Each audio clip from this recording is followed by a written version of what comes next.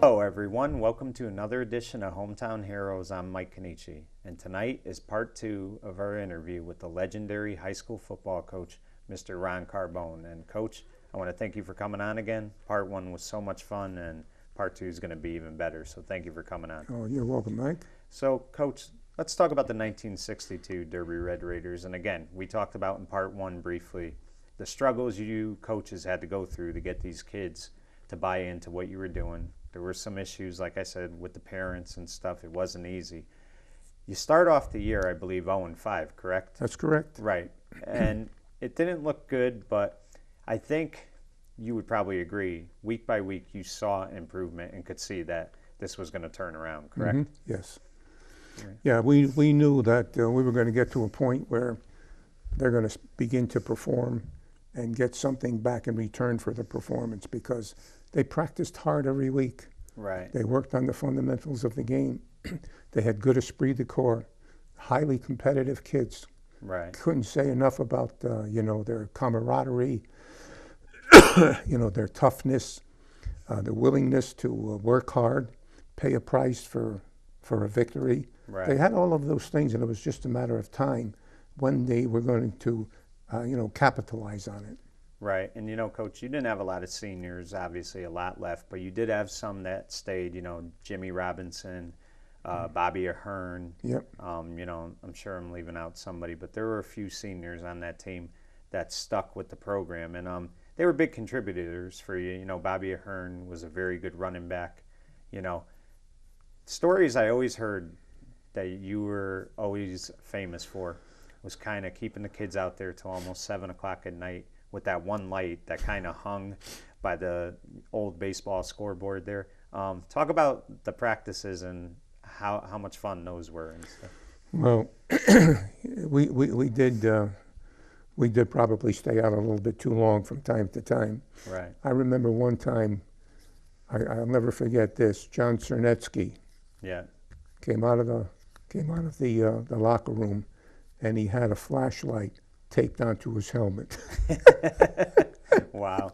And I said to him, "I'm glad to see that, John, because I'm not going to disappoint you. You're going to need that flashlight before the day is over." Right. Yeah. We didn't, And you were big on just getting it right. And if you felt like it wasn't right, you were going to keep them there until it got right. We did it right.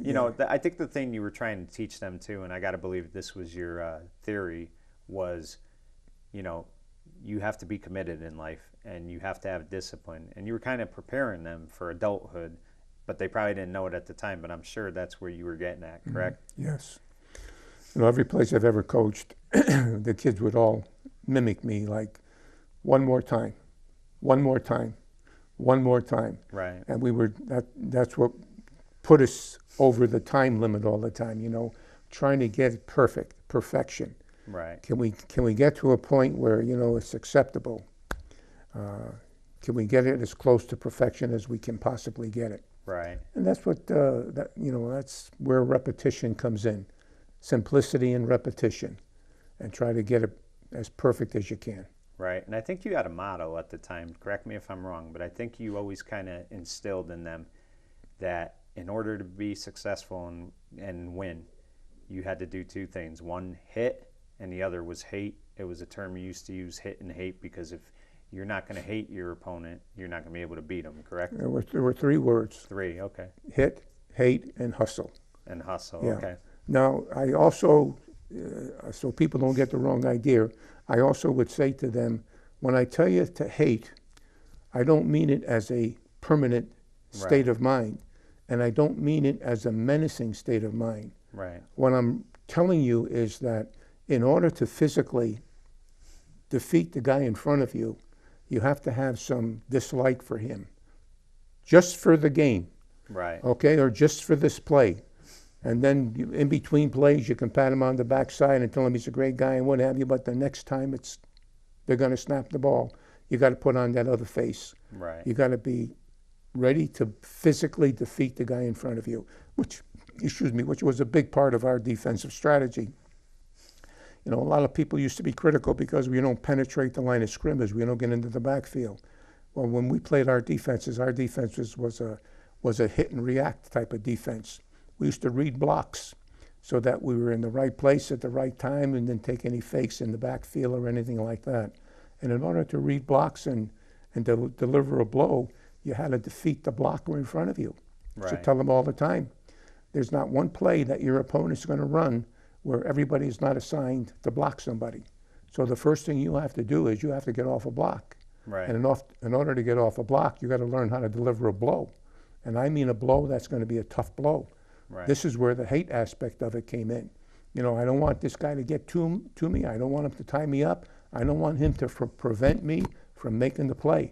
I used to tell them all the time, you have to assume that you have to make every tackle of every game in order for this team to be successful. Right. I said to them, you know, your opponents are not going to play with 11 people on every play. Most of the time, 2, 3, maybe 4 or 5 of your opponents are going to take the play off. They're not involved in the play. Right. You have to play with 11 men all the time, which meaning, once again, you have to defeat the man in front of you, got to get off the block and get to the ball. Right. Pursuit powers defense. Pursuit powers defense. You got to get to the ball quickly, and you do that by taking the proper angle, by defeating the blocker, getting the proper angle, and gang tackling. Right. That's how you stop the big play, the gang tackle. Right. So we talked about how it was a struggle early on, but I think, you know, the 5th game of the year, not a great first half against East Haven. I think they ended up winning maybe 28-0, but the second half the team shut them down. They didn't score a single point. And there was a feel from a lot of the players that they were going to turn this season around. And what a way to get your first victory in the biggest game of the year. And I know you're not about that. You don't want it just to be about beating Ansonia. But talk about the Ansonia game and what a thrill that was to finally get that first victory. And it's like you went from being, you know, the enemy to being the town's favorite that day. Talk about that a little bit. Well, the thing that was nice about that is because, you know, it is such a big rivalry, or it was such a big rivalry. They deserved that. That was a just dessert for them. Right. They had worked so hard. They had done everything I've asked them, you know, for them to do, and it came together very nicely in the Ansonia game. I can still see Mike. What's his name? Lombardi. Mike Lombardi. Yeah. We ran a quick pitch. We went unbalanced, or we did something like we got him outflanked.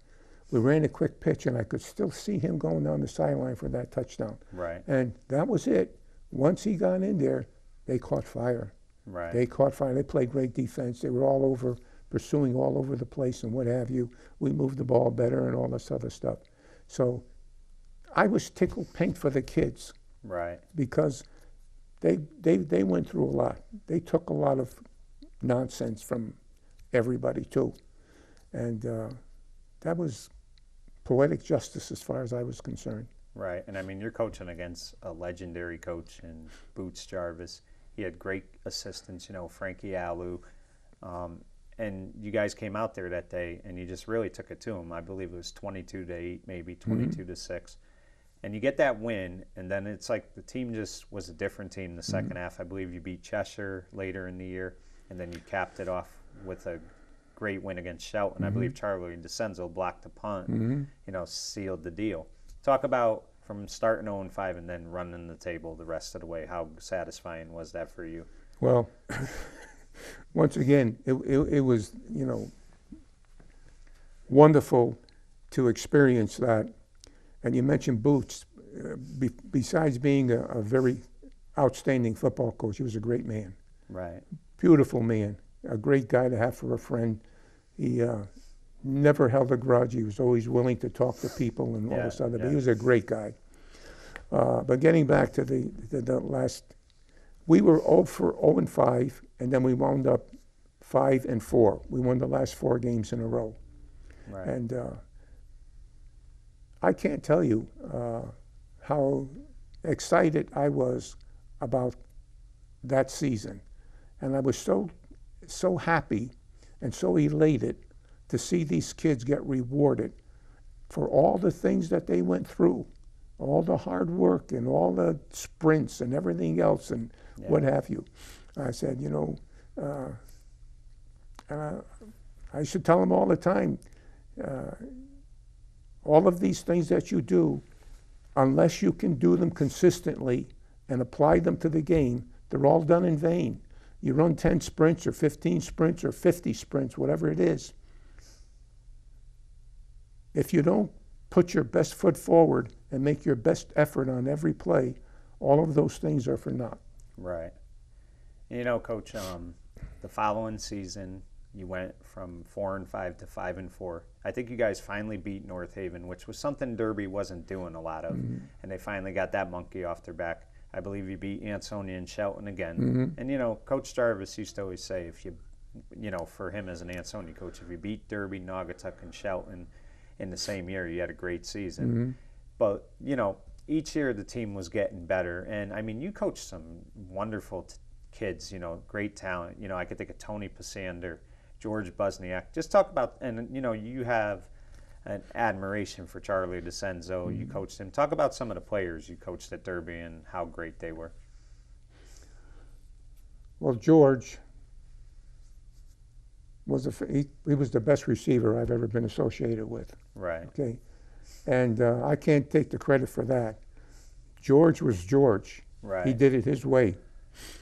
He used to make one-handed catches in practice. And I used to say to him, Busnack, you do that again, and I'm going to rip that arm out of your socket and hit you over the head with it. Right. So, and he would take it seriously, too. Yeah. He was afraid of me. I would never touch him, but he was afraid of me. Right. We're playing Cheshire one day, and he runs a post pattern. And Tony puts that ball up there for him, and he could run under the ball. He was good. Yeah. One hand. Wow. Ran in the end zone, came back to the sideline, was looking me up. He wanted to know where I was. And he thought I was going to holler at him and everything else, you know. And so, anyway, to make a long story short, I says, nice catch, George. Right. Nice catch, George. And he had that big smile on his face. George was a great receiver. Tony Pasander could throw the ball as well as anybody I've ever coached. Right. Charlie Disenzo had a polywally cyst on his backside for the whole season that he had to take care of. He bled every practice, every game, and all this other business. Never complained, never said anything to anybody. I knew he had it, and I knew what he was going through, and he played through the pain. Right. He loved the game, he loved the school, he loved Derby. Right. Bobby Ahern, what can I say about Bobby? Fantastic player, tremendous kid. See, that's the nice thing about these kids. They're all great kids. Yeah. They were good kids, and they were competitive football players. They played hard. They played, and they were prideful. They were proud of Derby, proud of being from Derby, and that all added to the, that all added into the equation. It was all part of why they were so successful. Right, and you know, Coach, little by little, each year, as we talked about, the team was getting better and better. When did you say to them, you know, we have to set our sights on winning the Housatonic League? Was that always brought up to them, or did you think, we got to wait a couple years before I could have them have that goal? Yeah, you know, Mike, I never was the type of guy that was looking down the road, or that had goals and all this other. To me, this game right now is the most important game that we're ever going to play. This practice session today, this is the most important practice session we're ever going to have. Let's make let's make each game or each day a masterpiece. This is what I had in my mind all the time. I wanted them to understand that consistency will be the difference between winning and losing in the long run. You got to be consistent in what you do. The effort that you make has got to be consistent. It's easy to do it one time. It's easy to do it 2 times. But to do it every time is very difficult. That's what separates the competitors from the other people. Okay? The competitors do it consistently. They consistently make their best effort. It's like the Knights of the Round Table, searching for the Grail. What is the Grail? The Grail is becoming the best man that I possibly can become. Okay? You're the same way. You're like one of the Knights of the Round Table. You got to go out and you got to make something happen. Nobody's going to do it for you. Right. It isn't a situation where you do this, that, and the other thing, and you got it. You have to make it happen. You have to understand that it's up to you. Right. And that's so I took everything one at a time. Right. I didn't ever look forward beyond the day that we were working on. I never talked about championships. Right. And I felt as though those things would take care of themselves. There were other things that had to be done. You can talk about a championship all you want, but if you can't block and you can't tackle and you don't have the heart of a champion and all this other stuff, you ain't going to win any championships anyway. So let's concentrate on what I have to do in order to feel like I'm the best man that I possibly can be. I've taken my God-given talents and I've maximized them. Right. Okay. So, Coach, one of your former players, John D. Francisco, he wanted me to ask you this because it was something that they had a lot of fun with. Tell me what red tag was. Red tag. Well, yeah, I used to have those little key tags there for the teams there. We only had one team anyway. I mean, we didn't need too many tags. Right. But and goes back to consistency too. When a kid made a good hit, when he was a hitter, like Barry McDermott, I think was the first kid I red tagged. Right. And when they see that their tag is red, that means watch out for that kid. He'll knock your block off. He'll hit you on the go into the locker room at halftime. Be careful of this guy. So that's what the red tag was. The red tag is these are the hitters. Right. And everybody's goal was to get a red tag. Get a red tag, right. But once you got the red tag, you didn't keep it automatically. Right. And once you lost it, you never got it again. Oh, okay. All right. Wow. So they had some pressure on them. You want a red tag? That's fine. I'll give you a red tag if you do that, but you better do it every single solitary time or you're going to lose it. And once you lose it, it ain't coming back. Right. Wow, that's pretty impressive. Yeah. So, Coach, your final season at Derby, like I said, each year they got better and better. I believe you went 6-3 one year, better and better. Your final season, you had a great running back in Buster Jadek. I believe he had the 5 touchdowns against Ansonia. And you guys cap it off with a Whoosy championship. Talk about that final year and what a great team that was, the 7-1-1 team. Yeah. Well, you said it best, Mike. I got guys like Buster Jadek on the team who ran as hard as. He used to remind me of the guy from the Green Bay Packers, the fullback, Jim. Yeah, I know. You know what I mean? Yeah. Right. Buster went out of his way to run over you. He looked for people to run through. Right. And I used to love that. I mean, I love a hard running back. He'd give the defense the hard parts of his body all the time. He always had great body lean, and he always ran through people. He ran through tackles. Right. And he was fantastic. And that team was a great team, and they did a lot of good things. And I don't take credit for any of that. I tell people all the time, those 5 years I was in Derby, I never made a block. I never made a tackle. I never caught a pass. I never kicked an extra point. I never did any of that stuff. Right. The kids did it all. They're the ones who made everything happen, and that's the gospel's truth. Right. I can't take credit for any of the stuff that they did. They did it. It's easy for me to tell them things and what have you, but they had to go out and do it, and they did. Right. Those 5 years I spent in Derby were 5 of the best years of my life. I tell that to everybody. I told them back then, and I tell people now, those were the 5 best years of my life. I was never any more happier with my football stuff and what have you than I was at that particular time. Right. 5 of the greatest years of my life. So let me ask you, Coach.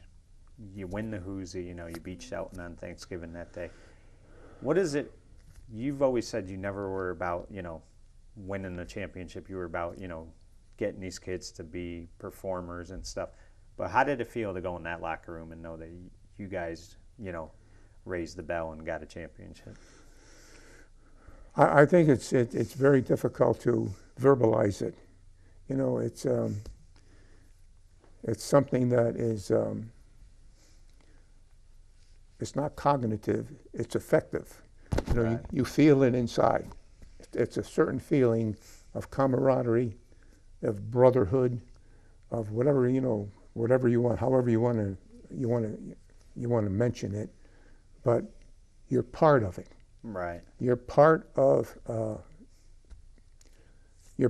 group that collectively, you know, the synergism of these kids collectively is so much greater than the individual efforts of any of them.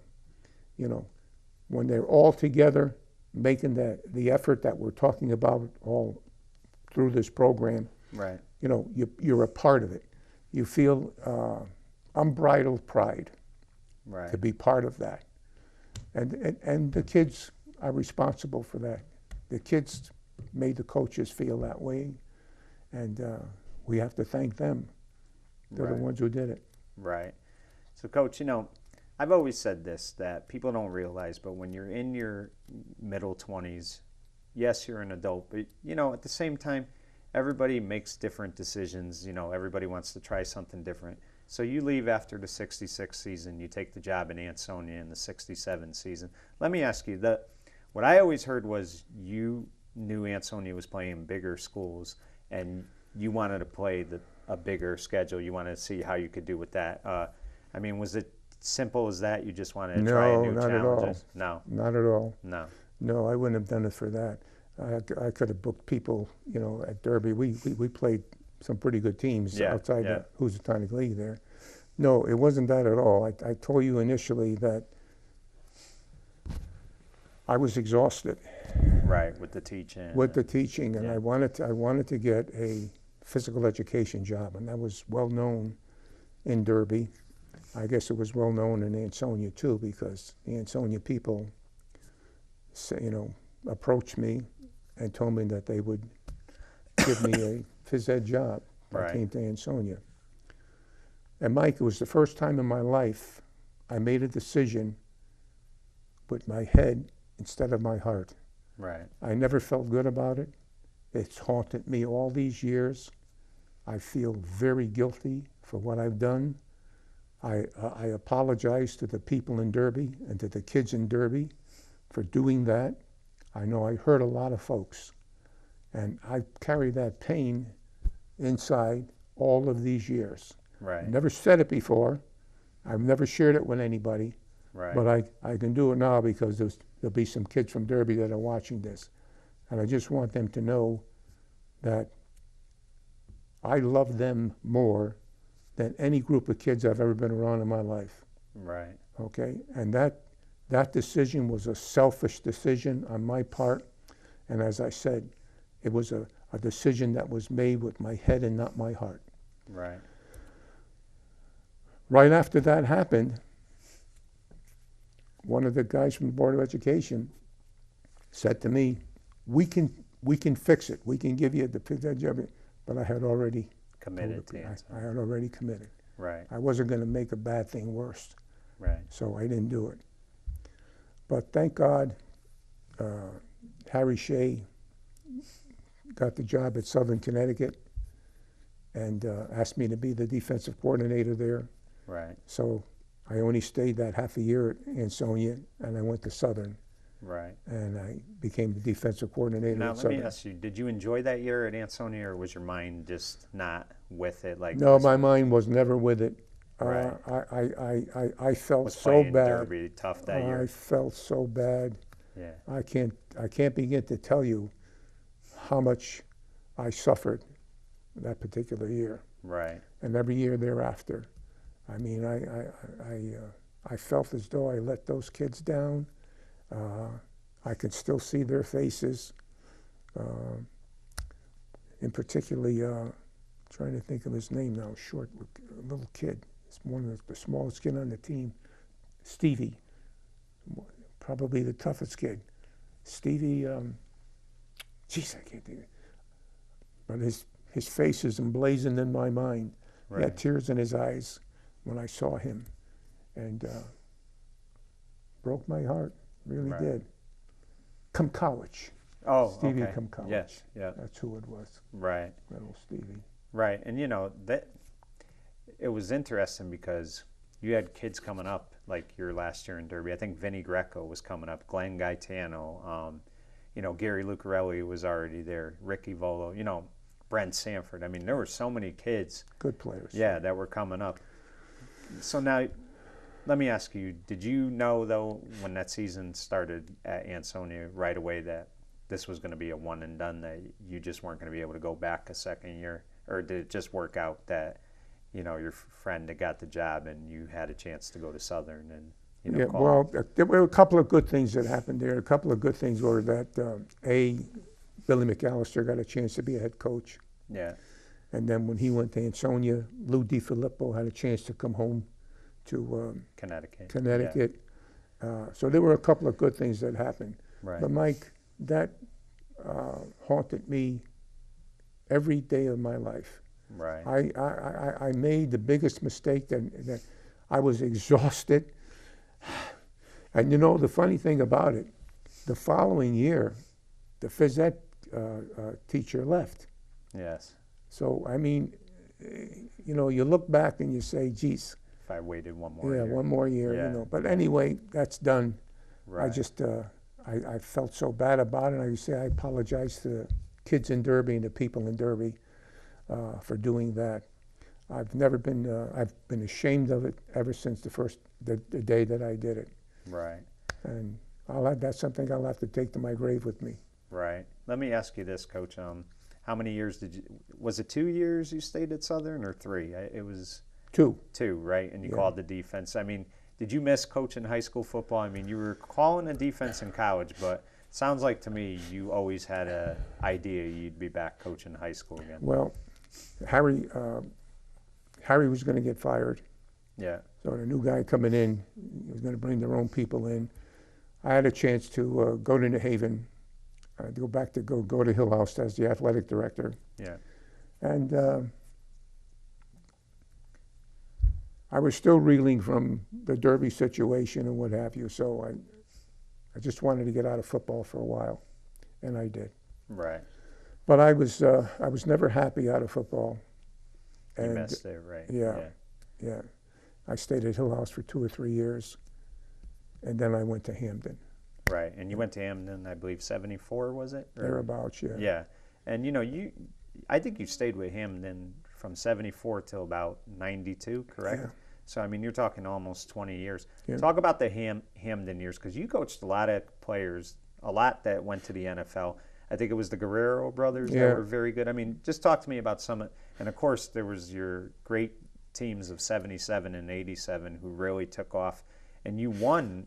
Correct me if I'm wrong, Coach, but I think you won at least 11 division titles at Hamden. Yeah, we played in 2 championship games, double L. Right. We played Trumbull the first time, and we played West Hartford or East Hartford the second time. Right. Freezing day that day. We're playing Trumbull in East Haven, and they went ahead 21-0. 21-7 at halftime. We came back in the second half, and we scored very late in the game, and it was 21-20. Yeah. And we could kick the extra point. There were no, at that time, there was no Kansas City. Right. Kansas City tiebreaker, yeah. So we decided to go for 2. Right. And threw a ball in the end zone. We had the kid wide open. Yeah. My heart was in my mouth. I saw the play developing. Then all of a sudden, out of nowhere, here comes Sage Mahaley. I'll never forget him.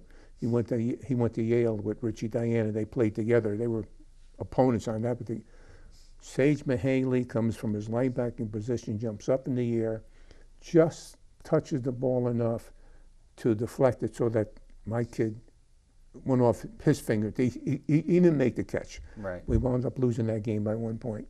Wow. And we go play East Hartford. Burrell was the quarterback at the Burrell, time. yes. He had our best receiver, Blackwell. Yeah. We're ahead anyway, but he hits him right in the hands, right in the end zone. And George Blackwell dropped the ball. Right. Dropped the ball in his life. Right. He dropped the ball. So we're ahead by 2 points. Near the tail end of the game, they're making a drive. They're about on our 20-yard line or 18-yard line. 4th down. 5 or 6 yards to go for the first down. They try a field goal. They make it. Oh, wow. We get beat by a point. So both instances, Both yeah. championship games. And, you know, Coach, I mean, the losses are tough, obviously, but, I mean, you can't ask more out of your kids than what you got. No. I mean, they played both games, tremendous. Yeah. You know, let me ask you about coaching at Hamden, though, because nowadays people will always say, you know, that's a head coach's dream because of the talent that comes out of Hamden. Would you say, like, as far as talent-wise, that was coaching those years at Hamden, you probably coached the most talent you ever had? I mean, like I said, you had many college and NFL players that played. Talk about those years a little bit. Well, we had some good kids. We had some good players. And I believe your son played for you, correct? Yeah. Yes. Yeah, Gary did, yeah. Yeah, like around, I think he was maybe a few years ahead of Scott Burrell, right? He Yeah. probably played 84, 85, Yeah. somewhere around there, right? Yeah. How was that coaching your kid? Is that tough or was that? Very difficult. Yeah. Very difficult. But he was very good about it, Gary. He was very good about it. Yeah. We moved him to wide receiver in his senior year, and he would have played. He started. We came to scrimmage derby. Yeah. And he had a dislocated patella. Okay, so that pretty much took him out for the season. But at any rate, and I didn't go in the ambulance with the when he went to the hospital, and my wife never forgave me for it. But I'm the coach of all the kids. I couldn't do that. Right. So anyway, what were we talking about? Oh, so I was saying, you know, you coached many great players, and Yeah. but you coached your son, you know, Yeah. and just talk to me about like the talent, like as far as Hamden, were they probably some of the most talented kids you ever coached? Well, that's hard to say. It was a bigger school. Right. We had more numbers. Whether we had better kids is a difficult thing to say because some of those kids in Derby were as tough as any kids. Yeah. Now let me ask you: Did you always coach the same way, or did you have to adjust your style as the years went on? I mean, were you able to have late practices, or you had no, to I softened up. Yeah. I softened up in the latter years. Barry McCormick was coaching with me in caught Hamden the High. defense for you? Yeah, he was coaching at Hamden High. And he used to say it all the time, Coach. You're losing it. Now, you know, it's funny you brought him up because I remember very fondly that you were like a father to him and he was like a son to you. Talk about your, not only like as a coach and player, but as a like father-son relationship with Barry. Talk about Barry McDermott a little bit.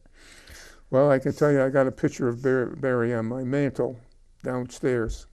And he was in a football stance.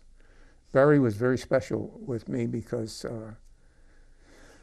his home life was a little different from the rest of the kids. He didn't have, you know, the He was a diabetic. Yeah, he was a diabetic too. Yeah. He was a diabetic. Tough as nails. Loved the game. Yeah. Excellent coach. Knew the game of football. Loved to be around him. We were very affectionate. We were very fond of each other. And he moved in on Mix Avenue in Hamden, where I would visit him from time to time when I knew he wasn't feeling well. He had one amputation after the other. Yeah. I used to have him over my house from time to time. And when he was in the hospital, when he died in the hospital, he wouldn't let anybody tell me that he was there. He didn't want me to see him there in that condition there, you know. And I loved Barry McDermott. Yeah, and he really loved football too. I mean, he was a two-time All-Stater as a, he wasn't that big of a kid, you know, but he had the heart of a 300-pounder. Had a club foot to boot. He had a club foot. Yeah. And he overcame all of those obstacles.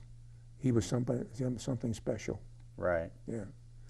And, you know, Coach, you mentioned Scott Burrell, but you also coached his brother, I believe, too, correct? Abbott. And he was a very good player for Abbott you as was well. a great player. I mean, talk about Abbott a little bit, because he was very good. I saw him in the Yale Bowl this past year when Brown came in to play Yale. He's the assistant head coach at Brown now.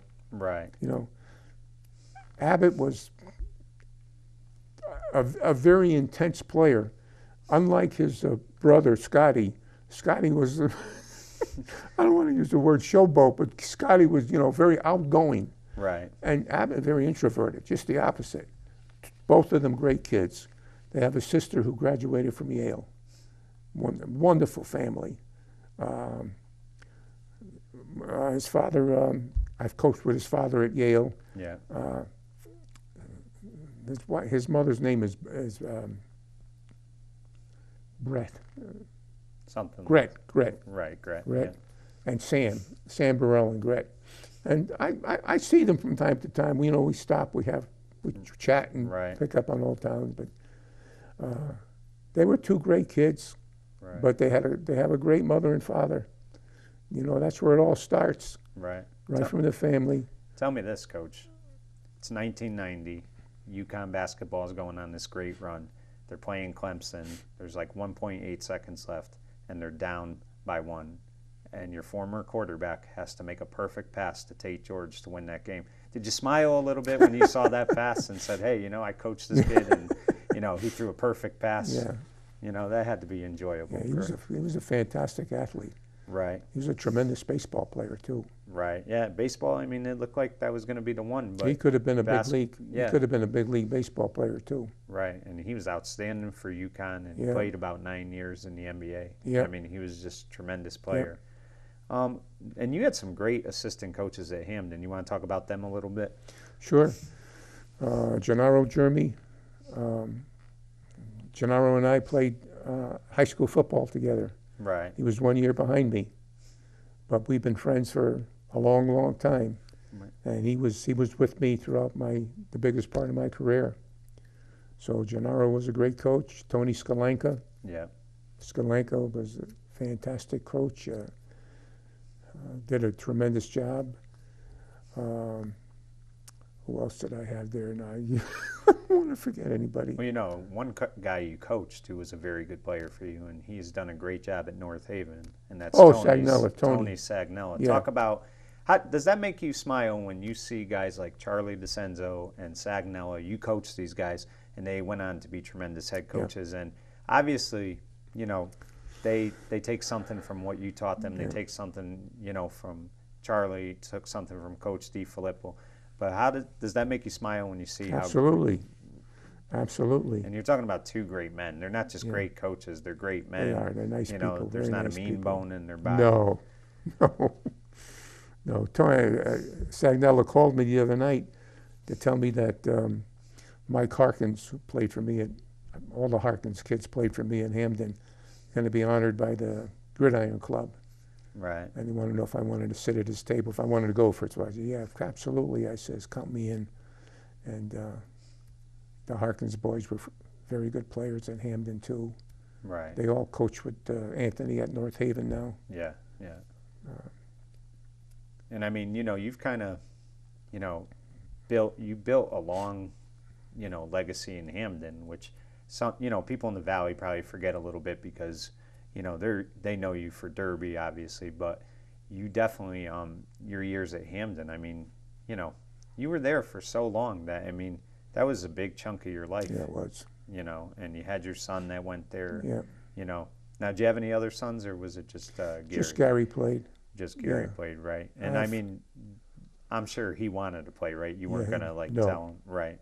No. Your choice or whatever. Yeah. Right. Yeah. And now, did he play any other sports or? No, he just played football. Right. And all his friends were on the football team too. Right. And they were great about it too. Right. You know, because it's not easy when your dad's the coach. No. You know, because if you're getting playing time, Yeah. they're going to say, well, he's playing because his father's the coach. Yeah. Yeah. But I crack him up because if he's in a drill and a contact drill, and I'd blow the whistle and say, "Go easy on him. My wife will kill me if you hurt him." Right. So I break up the tension. Now, did you and your son though have an agreement that when we go home, we could talk about football, but we're not going to argue about it? That your dad at home and he's son, it's not coach and player at home. I mean, because No. I talked to Jack Hunt and he had said, that he always, and I talked to his kids more about it, that when they got out of practice, he wasn't coach anymore. They, it was father and son. Is that Yeah. kind of how you had Absolutely. to do it? Yeah. Absolutely. And I mean, after a tough loss, you didn't really talk about it too much at home. No. Because it's not easy to coach your son, but it's also enjoyable too. He's home right now. He's repairing my deck, putting a new deck in for us. Oh, really? Yeah. Wow. Yeah. Just retired from the New Haven Fire Department. He was the battalion chief there. Oh, nice. So, Coach, let me ask you, a big honor happened for you in 2008, I believe. You got inducted into the Hamden Hall of Fame, the Athletic Hall of Fame. I think it was 2008. You're not one, to me, that seems like a guy who cares about awards or honors, but all the time that you've put in, that had to be very touching for you to be honored like that from the city of Hamden. Absolutely.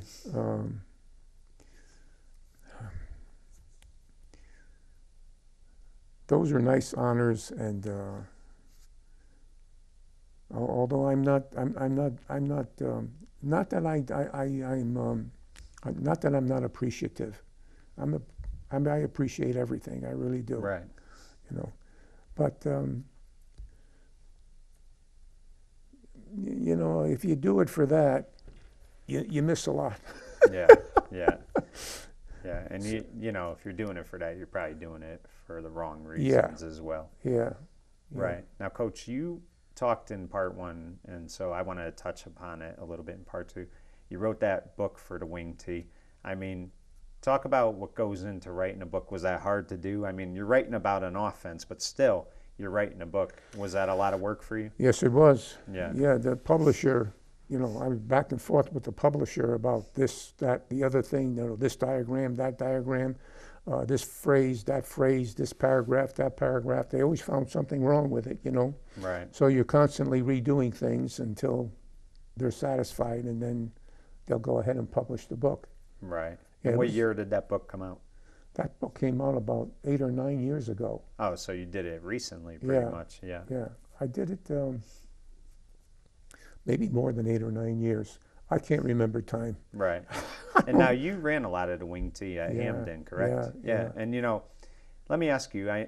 Obviously you talked about Derby being a regret leaving it, but was it enjoyable to at least scrimmage them every year? You got to go back to Ryan Field every other year, and you had a great. Say what you want, Coach. I know you regret it, but the people in Derby love you, and Charlie Disenzo thinks the world of you. It had to be nice to be able to coach against Charlie and know that it didn't count. So you didn't have to you want to win the game, but you didn't have to worry about it as much. You're kind of trying to get reps in. But talk about just being able to scrimmage Derby every year. Well, we used to go down and scrimmage Derby because we wanted to get the best competition that we can find. Right. And you couldn't find any better competition. And those teams in the 80s when you coached Hamden, I mean, 70s too, but in the 80s, I mean, those were some tough-nosed Derby kids that you guys played against, and you really got, a good idea of, how tough your kids were by that game. Yeah, that's why we did it. Yeah. Right. That's one of the reasons why we did it. Yeah, it was always fun going back to Derby and what have you, but like I say, I still have that. Right. One of the things that was really neat, though, Coach, is there were two events that you participated in with Derby. One was in 1995 or 1996, you were asked to speak at their annual Albarella banquet. That same year, they named an award in Barry McDermott's honor, and I remember you touched upon it and you told whoever was going to win it that be proud of that because that's one of the best honors ever.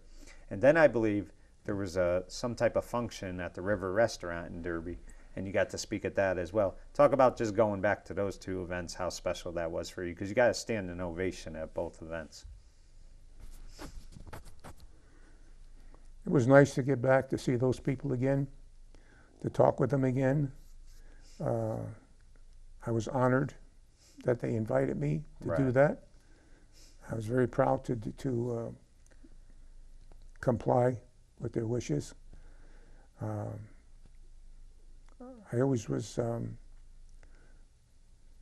I used to speak at the churches too. Right. The the banquets, the athletic banquets that they had over there, and what have you. Right. And it was always a pleasure for me to do that. I like to be with people. I like to talk about sports, football in particular. Right. And they seemed to enjoy it, so everybody was happy. Right. Now, Coach, before I bring up Hamden Hall, because it kind of ties together with this, 1985 for Derby, they went under the lights and they started playing Friday night games. A lot of teams would do it over the years. I'm sure Hamden did eventually. Are you a fan of Friday night games, or do you prefer Saturday morning games more? Well, from the standpoint of giving everybody a chance to get to the game, playing in weather that is, comfortable, you're not playing in a hot sun, I think that's good. Yes. I think those things are good. The only thing is that you play on a Friday, you play the JV game on a Saturday. Yeah. Sunday, if you want to give the kids Sunday off, you got Monday, Tuesday, Wednesday, and Thursday. Yeah. One day is offense, one day is defense, one day is both, Yeah. and the other one is a polish day. Right. It seemed, now maybe I'm wrong, but it seemed to me that when you played on a Saturday, you had a little bit more time To get everything. ready. So that was the only thing. It seemed to me that everything was congested when you Right. played on a Friday night. Right. So you were okay with Friday night games Yeah. for the most part. Yeah. Right. Because some people miss the Saturday morning games, the Saturday afternoon games, but now, I believe, Coach, and correct me if I'm wrong, I would say, was it 2006 or 2007? You returned to coaching again, and you started coaching at Hamden Hall. Mm-hmm. Talk about that, because that was interesting, because that's a program, and they play all their games on Saturdays. It's a different type of thing, a different type of league. Talk about that experience and how that was. Yeah. Well, they have lights now at their field. They have a beautiful facility. Right. Yeah. It was a little different. Right. Did you just miss coaching and you wanted to get back I wanted to to it? get back in and do it. Right. And I went back, and nice kids, nice people at Hamden Hall. Right. The only thing I didn't like about Hamden Hall is that they played all over the state of Connecticut. Yeah, so it was a and long ride. long rides. Yeah. Long rides to the game and back home and all this other business. Competitive, very competitive league. All the teams in there were very well coached and very competitive. I enjoyed it. Right. Yeah. And you did that for about 4 years, correct? Yeah, I think so. Right. And then after that, you returned to Hamden to coach with Coach Martone, am I correct? Yeah. Yeah, so you came back to Hamden. Now, that's probably the first time in ages you really have never been an assistant. 1 year, and then you've mainly been a head coach. You were an assistant at Southern. But mainly, you've been a head coach your whole life. So how different was that to come back as an assistant coach? Well, it was a lot easier. Yeah. Okay, so when I went back and just pitched in with somebody, there wasn't the pressure that you have as a head coach. Right. It was more enjoyable, to be honest with you, because you didn't have the headaches that the head coach has all the time. Right. I think when I went to Hamden, I was coaching the quarterbacks, and we were throwing the ball quite a bit. Right. And basically that's all I was doing. So I enjoyed it from the standpoint that I'm back in the game. I'm trying to make this kid as good as I can. Right. Trying to perfect the pass game as best I could. Have an answer for everything that we see on the field. Right. And went from there. Right. Now, Coach, let me ask you, are you still able to attend football games here and there? Do you still go occasionally to watch high school football games? Yep, I do. I spent my Saturdays are all spent with my grandson, who's a football enthusiast. Right. And he knows the game better than I do. He knows all the players and everything else. And he comes over and we watch college football. Oh, nice. That's from great. early afternoon until late at night. Right. You know, and he quizzes me on this, that, and the other thing. And he's got a mind of his own, and he knows the game pretty well. Right. He plays all those. Oh yeah. You know. Yeah. I mean, the Madden games are unbelievable. The stuff they have in those. I mean, he'll say, "Hey, Pa, did you think that was pass interference? I didn't think so." You know, "Hey, Pa, you know, this, that, and the other thing." So, Coach, if there's one thing, I mean, you've been coaching practically your whole life. I mean, you're talking well over 40 years, probably longer than that. What is the thing you would like to most be remembered about? If one thing that stands out to you that you'd want people to say about Ron Carbone, what would it be?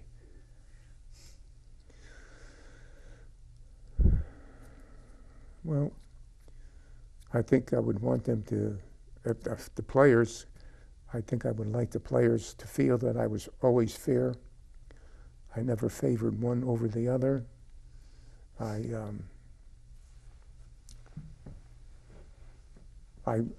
was able to bring out the best that they had to offer, and that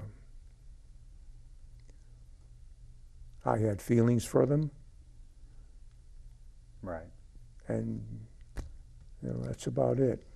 Well, Coach, you know, for somebody that grew up listening about, you know, the Ron Carbone era and everything about it, especially being somebody from Derby, you know, to me, what you did for Derby, you know, I wasn't there for Hamden or Hamden Hall, but obviously your record speaks for itself. But what you did for the town of Derby, you know, I could speak for everybody in Derby. We're very appreciative that you gave us those years you gave us, and we always look back with fondness, and we're really proud that we had Ron Carbone in our town, and I want to thank you for coming on. Thank you, Mike. That was nice of you. I appreciate that. Thank you. So there you have it, folks. Ron Carbone, 50 years of coaching. He did it because he loved the game. He loved the men he coached, and he loved everything about it. The wins and losses, they mattered, but they didn't matter as much as the respect that his players had for him, because he was trying to teach them to be young men and prepare them for everyday life. Unbelievable run at Hamden, 12 division titles in an 18-year career at Hamden. He would come back and give some time to Hamden Hall for 4 years, and he brought a lot to that program. But when you talk about the Valley and you talk about the town of Derby, Lou DiFilippo had one of the greatest runs a coach could ever have. Lou is a god in Derby, and everybody knows what Lou did for Derby. And then Charlie Disenzo took over for Lou and kept Derby going and made them a championship team again. But nobody could ever discount or forget the time that Ron Carbone put at Derby. Derby was a fledgling program when he came in 1962. And little by little, he built the winning tradition in Derby. Derby had 30 years of not having a losing season. It all began with Ron Carbone. For Hometown Heroes, I'm Mike Kenichi saying, good night, everyone.